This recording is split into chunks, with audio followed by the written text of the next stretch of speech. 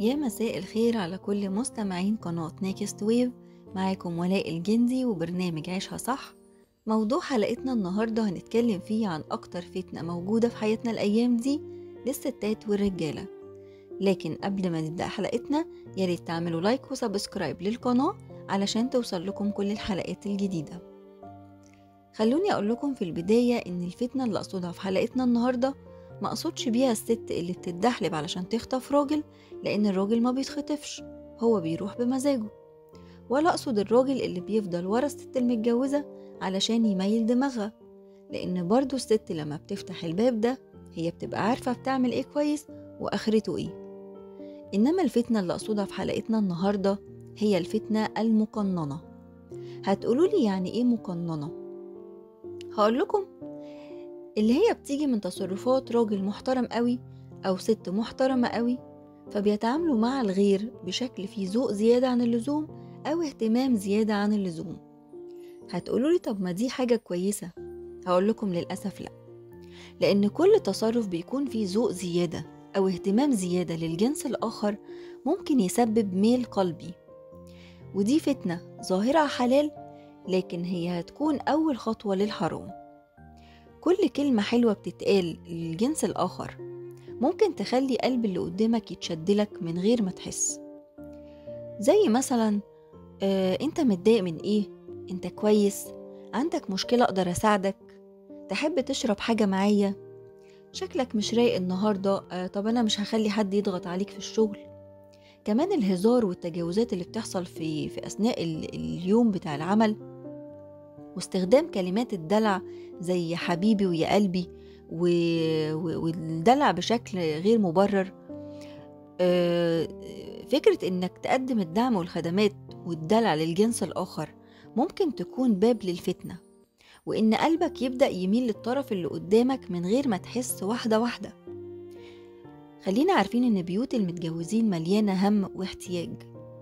ياما ستات عندهم احتياج عاطفي والزوج بيكون مشغول أو مسحول في لقمة عيشه، أو ممكن يكون زوج أصلا جاف المشاعر، يعني ما بيعرفش يحب أو يعبر عن حبه، أو ممكن يكون الزوج أصلا مقصر. وهكذا الرجالة ممكن تكون زوجاتهم مسحولة في شغلها أو مع الأولاد أو بالالتزامات اليومية اللي مسؤولة منها، أو ممكن تكون الست مقصرة بشكل أو بآخر مع زوجها. فالوقت ده لما الراجل أو الست بيتعرضوا للفتنة دي ممكن يلاقوا نفسهم بيمشوا مع التيار، لأنهم بيلاقوا الحاجات اللي ناقصهم جوه بيوتهم جاية لهم على طبق من فضة.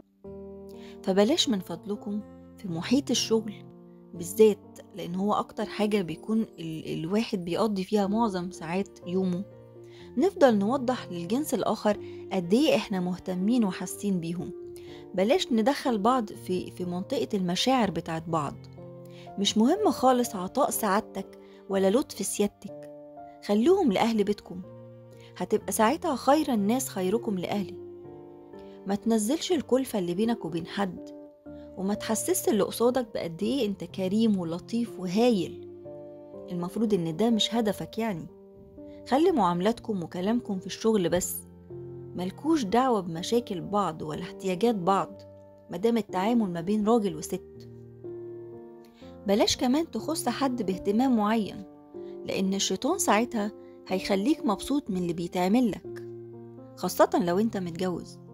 طب لو انت شخص مش متجوز برضو لازم تحافظ على المسافات، لأن اللعب بالقلوب وإنك تكون سبب إن حد يتعلق بيك دي حاجة مش سهلة. ما تبقاش سبب في أذية حد في مشاعره من غير ما تقصد بتصرفاتك، لأنك في الآخر انت مش عارف اللي قدامك هيفهم تصرفك ده بأنهي معنى. فالميل القلبي ده حاجة ممكن تهد بيوت وعلاقات كانت مستقرة، ممكن تلخبط مشاعر بني آدم كان مستقر. وفي النهاية من يتقي الشبهات فقد استبرأ لدينه وعرضه. فربنا يحفظ قلوبنا وقلوب الناس.